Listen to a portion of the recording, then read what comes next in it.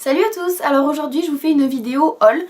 J'ai regroupé plusieurs petits achats, c'est vrai que ça fait un moment que j'ai pas fait de gros achats sur une seule boutique en ligne par exemple. Donc là il y a des achats ELF, Kiko, Sephora, Lush et des petites choses qui se trouvent aussi en grande surface. Donc je vous montre ça, c'est du maquillage essentiellement et il y a une paire de boucles d'oreilles. Alors je vais commencer par tout ce qui est un petit peu perdu. Chez Sephora j'ai acheté ce fond de teint là en poudre. Parce que écoutez je mets pas souvent de fond de teint, enfin je mets du fond de teint liquide mais j'ai souvent la flemme on va dire. C'est plus compliqué à appliquer on va dire et j'aime bien pour aller vite, pour aller au travail, avoir une poudre qui va unifier. Bon ça va pas cacher les imperfections s'il y a de grosses imperfections mais ça va unifier et j'avais beaucoup aimé ça. Je l'avais acheté en fait une première fois en promo quand c'était les soldes chez Sephora donc ça m'avait coûté 5 € je crois. Et du coup donc je vous montre comment c'est fait. Donc vous avez le capot comme ça. Là il y a l'épaisseur donc c'est quand même assez profond. Et en fait dessous on a un miroir donc qui est très bête parce que c'est dessous hein, donc il faut se regarder, il faut le rebaisser, enfin bref c'est pas pratique. Mais ça c'est pas grave, je l'utilise pas. Il y a une petite protection comme ça avec une éponge qui est en double face. Je sais même pas à quoi ça sert parce que je n'en sers pas, moi j'ai mes pinceaux. Voilà, il y a le côté blanc apparemment qui couvre légèrement et le côté noir de l'éponge qui couvre beaucoup plus. Bah écoutez, je m'en sers pas. En tout cas, cette poudre là, je m'en sers et c'est vrai que ça unifie beaucoup. Moi j'ai des rougeurs au niveau du contour du nez, tout ça. J'en mets même au niveau des cernes, dessous les yeux et ça fait quand même un joli rendu. Moi je trouve que ça fait très bien son effet et franchement ça coûte 10 ou 11 €, quelque chose comme ça. Donc je l'ai racheté et j'en suis très contente. Donc là c'est pour Sephora. Ensuite on va passer aux bijoux. Alors la paire de boucles d'oreilles que je me suis achetée dernièrement, elle est comme ça. Donc je les ai déjà portées. Est-ce que le focus se fait? Voilà, donc la paire est comme ça. Je les ai achetées chez Camailleux. En fait je voulais des boucles d'oreilles noires. Donc je vais vous en montrer qu'une seule. De près ce que ça donne. En fait c'est une forme comme ça. Et c'est plein de petits strass tout noirs. Avec la partie d'en bas qui est plus grosse. Voilà, et je trouve que c'est très joli.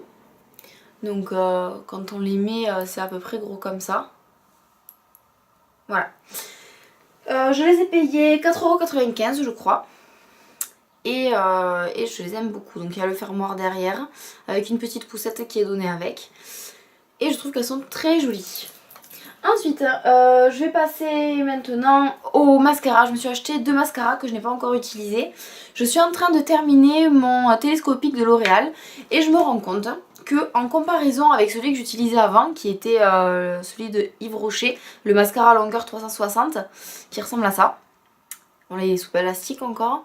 En comparaison de ce mascara là et du télescopique de L'Oréal, ce mascara ici est peut-être mieux. Alors on va dire que le télescopique a une brosse plus fine qui moi me permet de passer au dessus sans en mettre partout et qui donne un bon résultat, mais il sèche assez vite et j'ai trouvé que celui-là la dernière fois il m'avait duré plus longtemps et il faisait quand même un très joli rendu, donc j'ai décidé de le racheter pour le retester maintenant que je viens de finir d'en tester un autre. Donc comme ça je vais pouvoir vraiment savoir lequel des deux je préfère pour peut-être avoir un nouveau chouchou, je sais pas. Donc je me suis racheté celui-là de Yves Rocher, donc c'est le mascara longueur 360.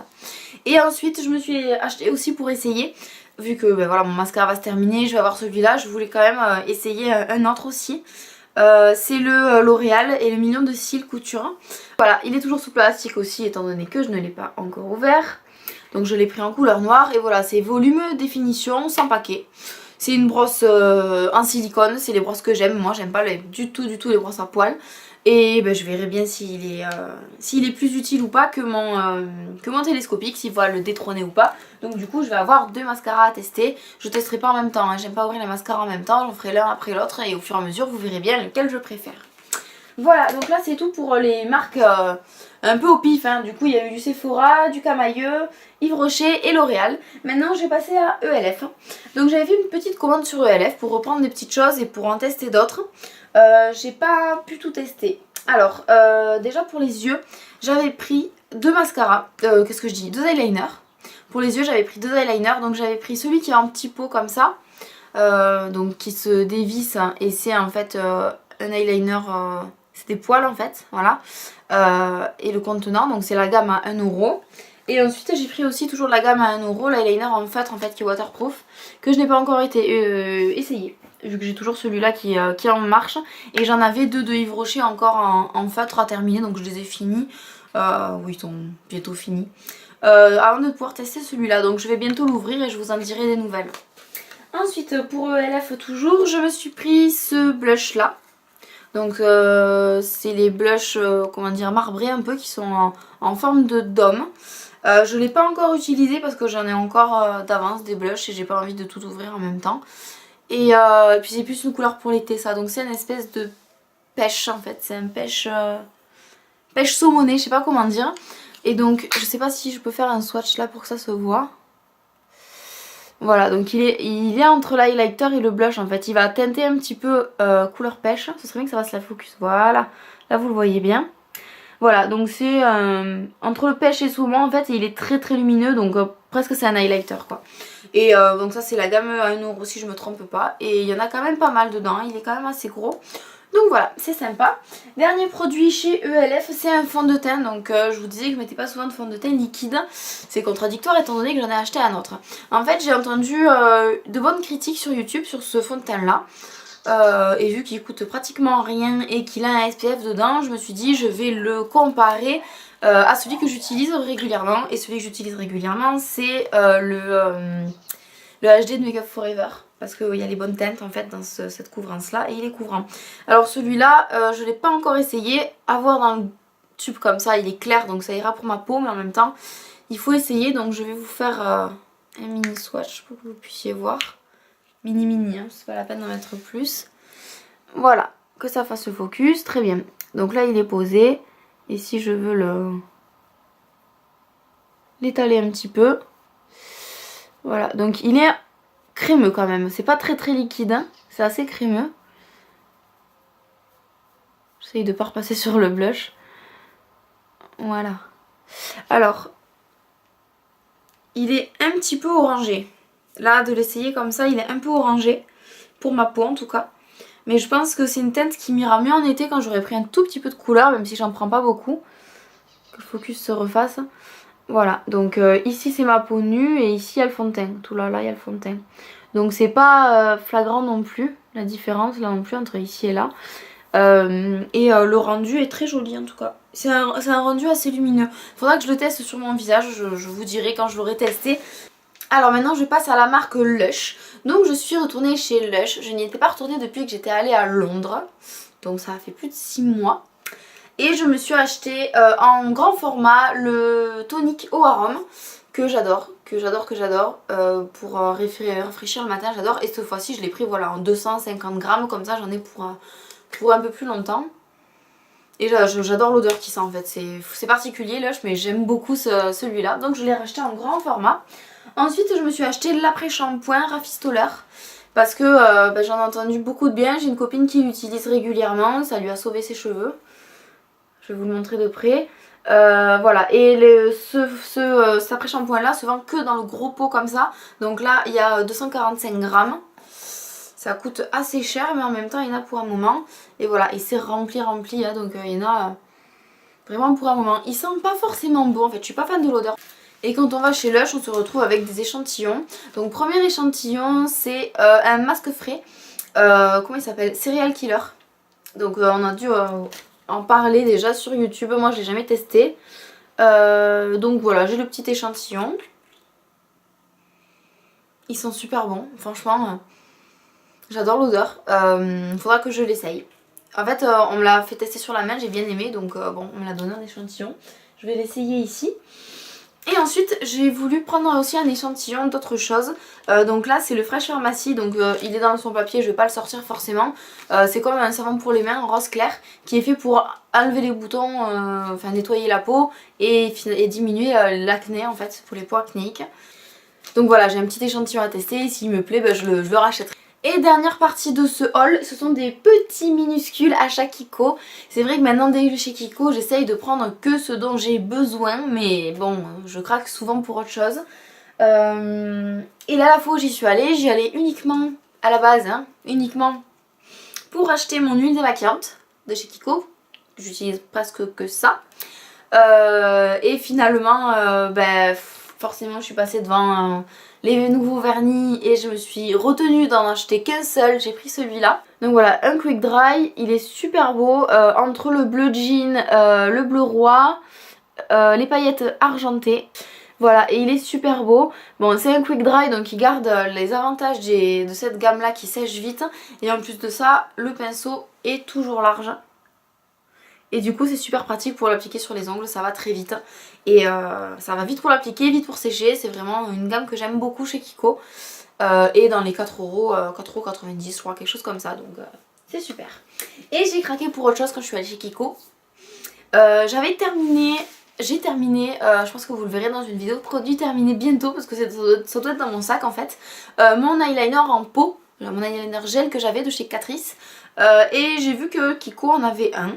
Donc je me suis dit que j'allais l'acheter hein, parce que bon moi je teste. Je sais pas si vous verrez, il brille beaucoup hein, là comme ça. Attendez, je vais faire le focus pour que vous voyez comme ça brille. Voilà, et en fait il est très liquide et au début quand je l'ai acheté il y avait même un dépôt liquide autour. Donc je me suis dit c'est bien parce que le produit restera hydraté, il va sécher moins vite et tout ça. Mais c'est vrai que c'est bizarre quand on met le pinceau dedans. Après l'application est toujours aussi facile, par contre il est vraiment flexible sur la paupière. Donc quand on n'a pas l'habitude ça peut aller plus vite d'en mettre partout. Et il faut avoir les bons pinceaux aussi parce que c'est pas... Si vous voulez j'avais mon ancien gel eyeliner qui gainait le pinceau. J'avais des pinceaux qui avaient tendance à partir un petit peu vers l'extérieur. Et quand je mettais dans l'eyeliner... ça resserrait les poils donc ça finissait en pointe. Et celui-là vu qu'il est très souple, c'est une matière très souple, bah, du coup le produit a tendance à suivre les poils dans leur forme naturelle, c'est pas les poils qui suivent le produit. Je sais pas si je me fais bien comprendre. En tout cas il faut avoir les bons pinceaux pour ça, il est plus maniable. De notre côté c'est plus difficile à appliquer. Mais il est très bien. Et par contre il fait brillant comme ça quand je le montre. Mais en fait une fois qu'il est posé sur la paupière il est mat et il est très opaque. Donc c'est quand même super bien. Il coûte pas très cher, une dizaine d'euros je crois. Voilà pour les produits Kiko. Oui, alors j'avais oublié de vous parler d'un produit qui est vraiment génial. Ce sont des lingettes démaquillantes sans démaquillant. Donc il y a écrit So Lovely et en fait c'est la marque greeninnov.fr.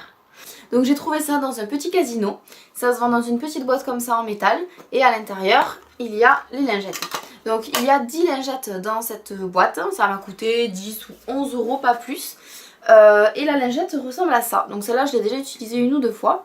Donc c'est une petite lingette blanche. Une lingette duo fibre qui n'est pas en coton. Il y a 70% de polyester et 30% de polyamide. Alors le principe de cette lingette c'est que pour se démaquiller on va la passer sous l'eau. Moi je les sors un petit peu et on passe sur le visage. Et en fait la microfibre récupère les impuretés du maquillage et ensuite on n'a plus qu'à nettoyer la lingette pour qu'elle soit propre. Pour les yeux, quand on met beaucoup de mascara, de l'eyeliner, de la poudre et tout ça, il vaut mieux laisser poser la lingette 2 ou 3 secondes dessus et ensuite on démaquille et ça part vraiment très bien.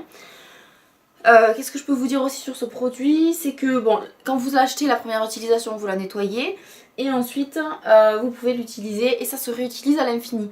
Dans le sens où c'est un produit que vous nettoyez. Une fois que vous avez fini de vous démaquiller, vous mettez un petit peu de savon dessus, vous frottez comme ça et ça nettoie la lingette, elle redevient blanche.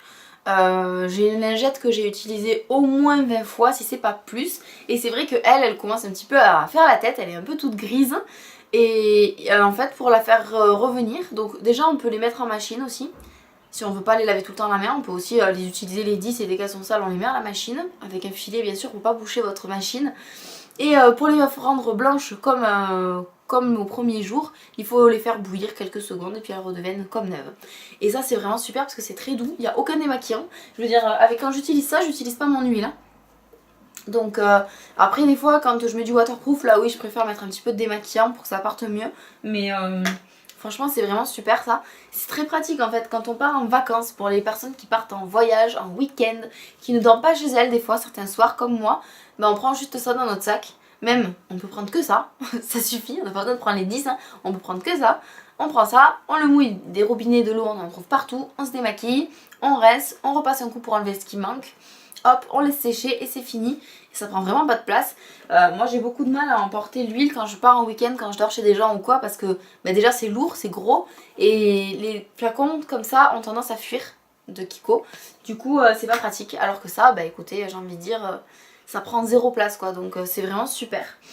Donc je suis vraiment très contente d'avoir acheté ça, j'espère que vous pourrez le trouver chez vous aussi. Donc moi c'était dans un petit casino, donc aucune idée s'il y en a ailleurs ou pas, en tout cas c'est génial. Et dernier produit que j'ai acheté, c'est un shampoing sec de la marque Garnier. J'ai toujours utilisé les shampoings secs de la marque Baptiste, j'en ai utilisé plusieurs. Mais là c'était vraiment, je sais pas en fait, il m'en fallait un autre à emporter de plus petite taille. C'est vrai que celui-là il est assez petit. Et il sent la vanille. Donc ils sont super bons, puis ça me permettait aussi de tester pour pouvoir comparer. Et finalement, je n'arrive pas à savoir lequel je préfère en fait. Si vous voulez, le shampoing sec Baptiste fonctionne très bien, mais j'ai l'impression qu'il dépose plus de matière sur le cheveu et que ça se sent en fait. Que celui-là a un spray beaucoup plus fin. Je dirais pas qu'il marche moins bien parce que c'est pas vrai, il marche quand même, mais peut-être un petit peu moins longtemps. J'ai l'impression que celui-là on le met et en milieu de journée déjà, si on en met le matin, en milieu de journée déjà les cheveux reprennent un aspect un peu moins beau. Alors qu'avec le shampoing sec Baptiste, visuellement ça ne se voit pas, on sent qu'on est crasseux, mais ça se voit pas. Il y a le même dépôt blanc en fait, il y a peut-être moins de dépôt blanc avec celui-là et par contre ils sont super bons. Donc celui-là pour dépanner il est très bien aussi et franchement j'aime les deux. Et je sais plus combien il m'avait coûté, 2 ou 3 euros les 150 ml quoi. Donc voilà, je l'aime beaucoup aussi. Voilà, bah écoutez, j'en ai fini avec ce haul, j'espère que ça vous aura plu. Je vous fais plein de bisous, je vous remercie encore à tous et à toutes pour votre fidélité. Et puis à bientôt dans une prochaine vidéo. Bisous, ciao tout le monde.